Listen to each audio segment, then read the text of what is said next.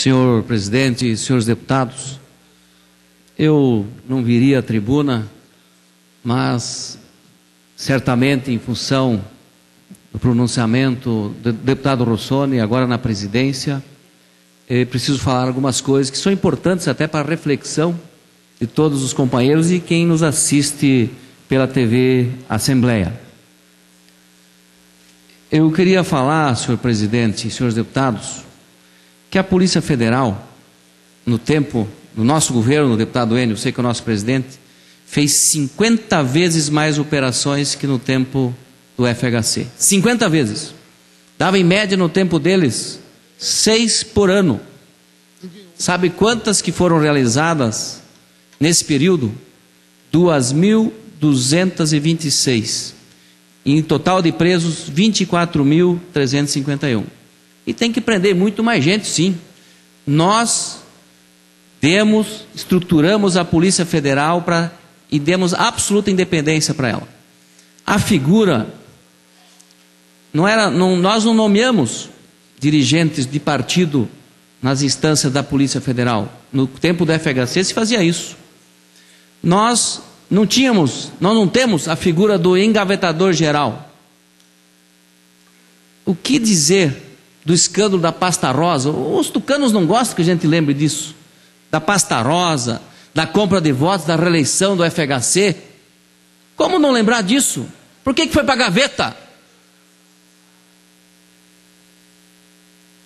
Promoveram aqui no Paraná, Enio, o Ezequias, o filho da sogra.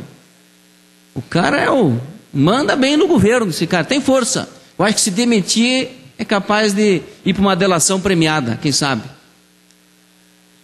O Aloysio Nunes, que é o vice-presidente da República do Oeste, na sua declaração declarou uma fazenda, um imóvel a R$1.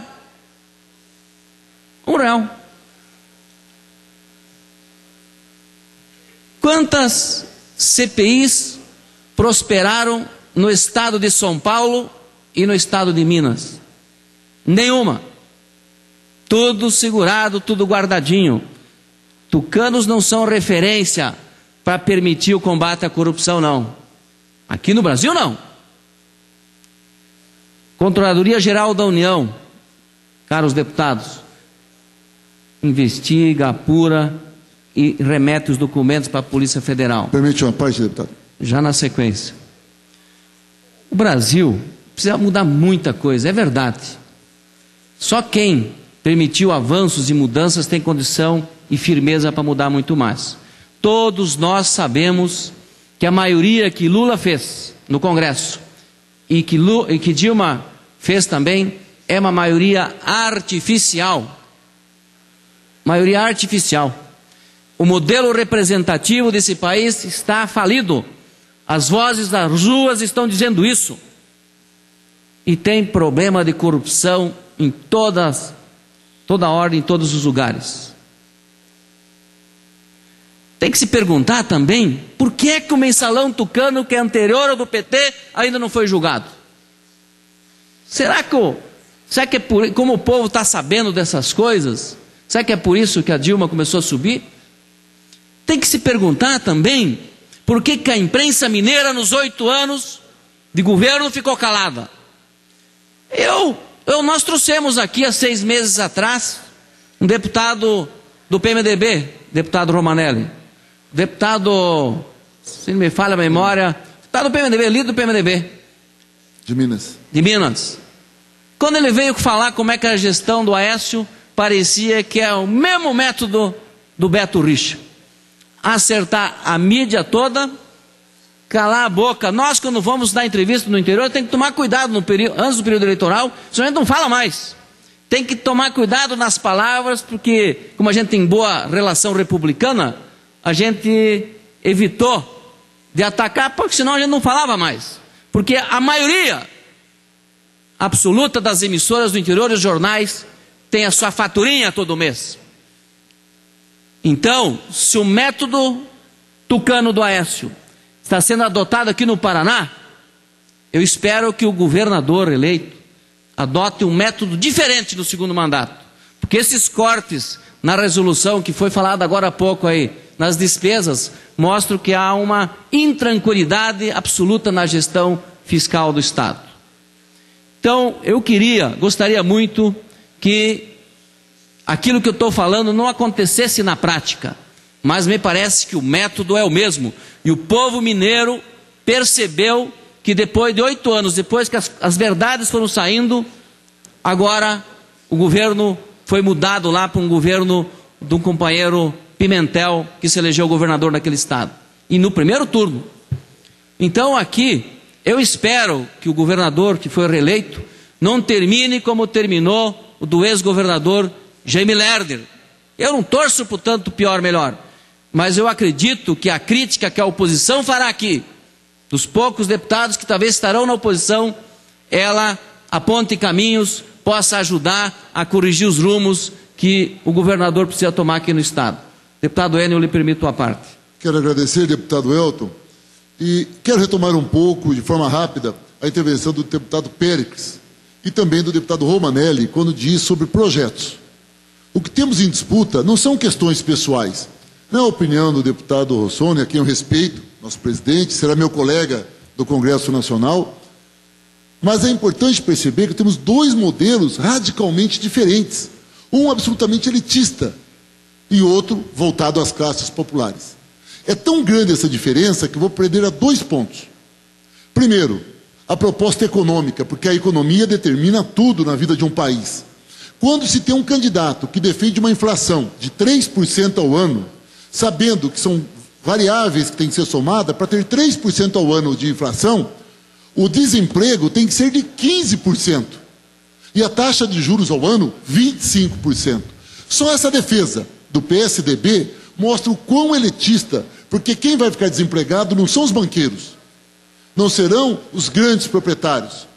E até porque quem perde é o trabalhador, são os mais pobres, mostrando que é uma política altamente concentradora de renda e excludente, deixando ricos cada vez mais ricos e pobres cada vez mais pobres. Aliás, posição que é a posição típica do PSDB, quando, por exemplo, e o direito de opinião do deputado, ele tem toda a razão em ter opinião, não concordo, sobre a prioridade que nós temos em relação aos países sul-americanos. O PSDB, quando ele ganhou as eleições, e a defesa que ele faz hoje é ganhar a eleição e pedir bênção ao presidente dos Estados Unidos. O nosso não. O nosso é ganharmos as eleições e procurar os nossos parceiros, que é a Argentina, que é a Bolívia, Venezuela, qualquer outro país que possa ampliar as relações comerciais e possamos, com isso, nos desenvolver mais e permitir que esses países se desenvolvam. E não nos subordinando a um país que historicamente sempre mandou no Brasil, como é os Estados Unidos. São diferenças, deputado, radicalmente distintas, que mostra que nós defendemos um projeto social, econômico, que está de interesse da maioria da população, ao contrário do outro projeto, que é um projeto excludente e de interesse de uma minoria que dirigiu esse país por 500 anos e quase quebrou o país todo. Muito obrigado. Obrigado pela parte. E quando o mercado reage negativamente, quando Dilma cresce, eu comemoro.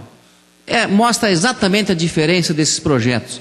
A política do país tem que estar a serviço do seu povo, da sua gente, não a serviço dos banqueiros e dos especuladores. E me parece que essa é a grande diferença do governo tucano, que quando foi no tempo do FHC. É por isso que o potencial ministro da Fazenda, o Armínio Fraga, defende essa questão da política econômica, querendo mudar a política econômica. Nós defendemos juro baixo, nós defendemos correção do salário mínimo sempre acima da inflação, para garantir, cada ano que passa, o poder de compra do povo aumentando. Eu não tenho dúvida que quando o mercado reage, quando a Dilma sobe, cai para baixo a bolsa, é um sinal muito positivo e o povo já entendeu isso. A política do país precisa estar a serviço do financiamento da agricultura com juro baixo, do financiamento dos negócios do país com juro baixo, os empreendimentos, intervir na economia quando a competitividade dos negócios internacionais não está indo bem, desonerando a produção, como aconteceu recentemente no país. O PSDB nega a crise internacional, nega, como se a economia não fosse globalizada. É incrível, o país passou... Vossa Excelência tem o tempo para concluir. O país, com toda a crise internacional, garantiu pleno emprego, medidas acertadíssimas nas desonerações, no controle dos juros, e certamente a inflação está sob controle, porque vai ficar dentro da meta e os apontamentos já indicam certamente isso. O que está se colocando é informações inverídicas para tentar confundir a opinião pública. Eu também não quero atacar Vossa Excelência, senhor presidente, respeito muito todos os pares dessa casa, mas eu acho que o PSDB não é referência para combater a corrupção no país em função das posturas do passado. Diga-se de passagem, o trem-salão lá de São Paulo.